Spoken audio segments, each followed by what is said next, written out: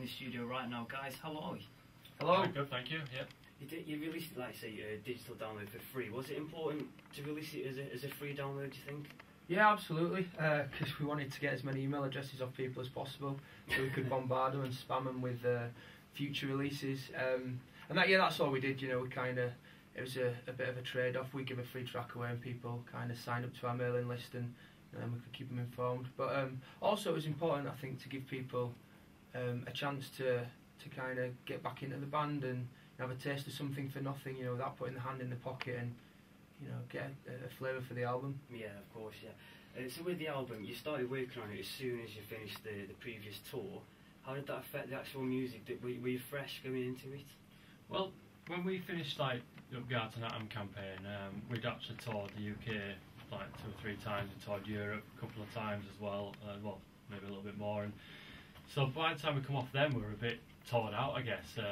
So we just went straight in the rehearsal room, got our own rehearsal space, went straight in and just started working on them, which we sort of took us time. You know, we didn't force ourselves to write songs, and we spent a bit of time doing it, and we wrote quite a lot of songs, and we dismissed a lot, you know, that wouldn't make the cut for the record. So we sort of went in, and like that advantage of taking our time sort of meant we were fresh, and like, you know, we weren't forcing like the process, and I think that worked out best for us.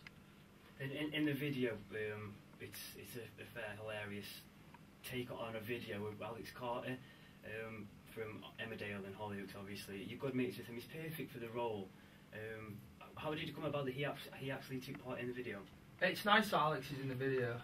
So he's a bit of a well-known face, and yeah, he's just good friends with us. He's set up base in Leeds, and we see him hanging about Edinburgh. But we try not to talk about the Animal videos as much as possible, because from a band point of view, it's a little bit of a clanger. We kind of hate it, and that's me being polite because we're on the radio.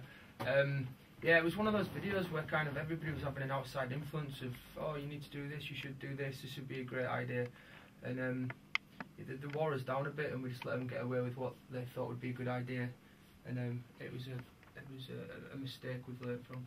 Won't be doing it again. That's fair enough then. But with the single itself, you're going for the FA Cup anthem.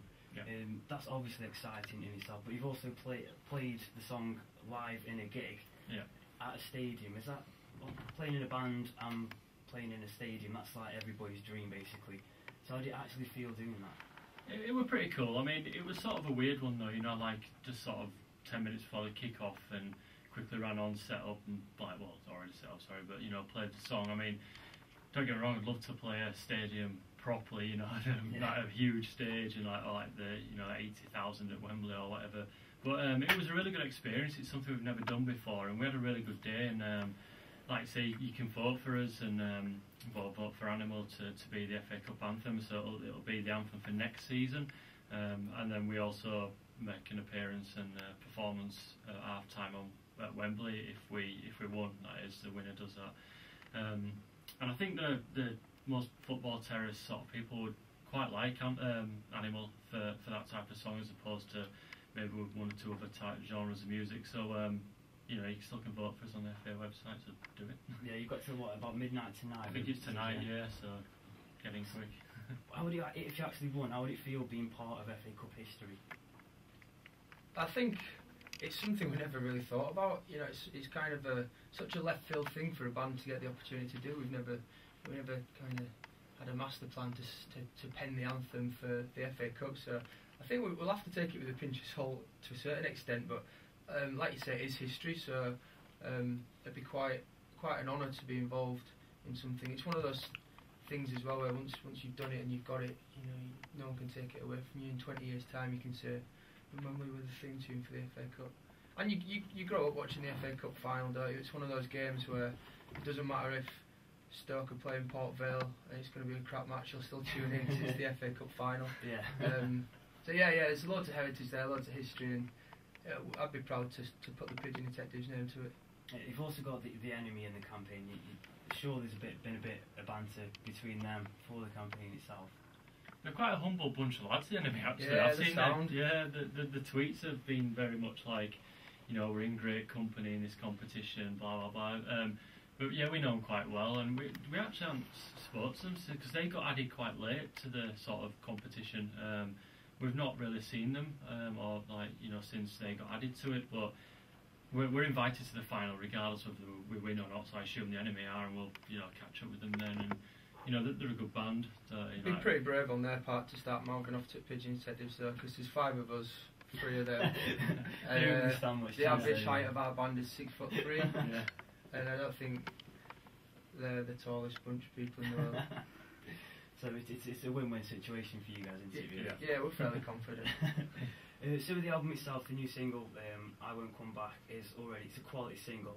Have you been getting much feedback for it already? We have actually, as it's like the last video, Animal, which we weren't that keen on. We actually took a bit of a stance for the I Won't Come Back video.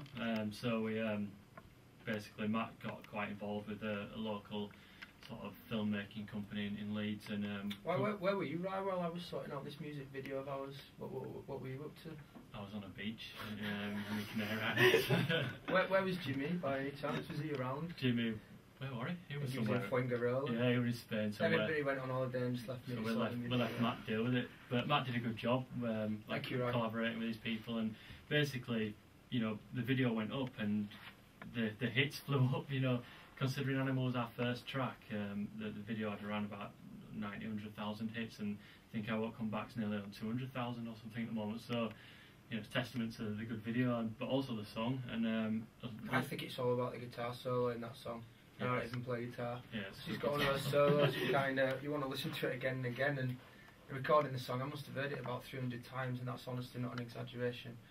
It's been a couple of years since the last album release, and a lot's changed over a couple of years in the whole industry and everything. So, you know, we've done fairly well in pre-orders. A lot of people have heard Animal and I Won't Come Back, and I think they were looking forward to the album. So, pre-orders did well, and did very well in fact, and you know, they got delivered on Saturday as well. Yeah, they got delivered early. Everybody's been tweeting us. Everybody's meant to get the album Monday, and they've all landed on people's doorsteps on Saturday. Technically, it's already out there. Yeah, which takes a bit of a shine off tomorrow, but never mind.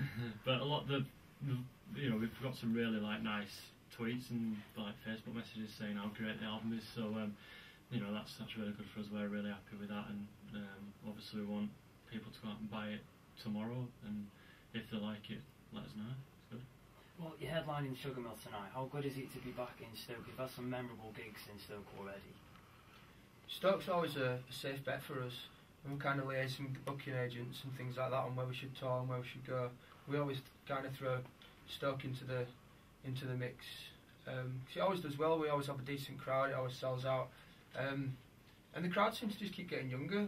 The kids are mad for it. We played there last year, and I remember we had to stop halfway through because the barrier kind of was lifted 5 inches off the ground, but subsequently moved 5 feet forward. So it's always pretty chaotic. Be a good show tonight. Yeah, you have mentioned that in a previous interview, like being excited to come and play here. Is it that for that reason, because the fans are so up for it? Yeah, it's a good venue as well. You know, it lends itself to that kind of old school rock and roll environment. You know, you can smell the audience as well as see them, and kind of sweat dripping off the walls. So taste them. Yeah, exactly. And you know, we play similar capacity venues throughout the country that just don't seem to kind of create that same furious atmosphere. So like the shape of the room helps, the size of the stage. It's just a really, really good gig.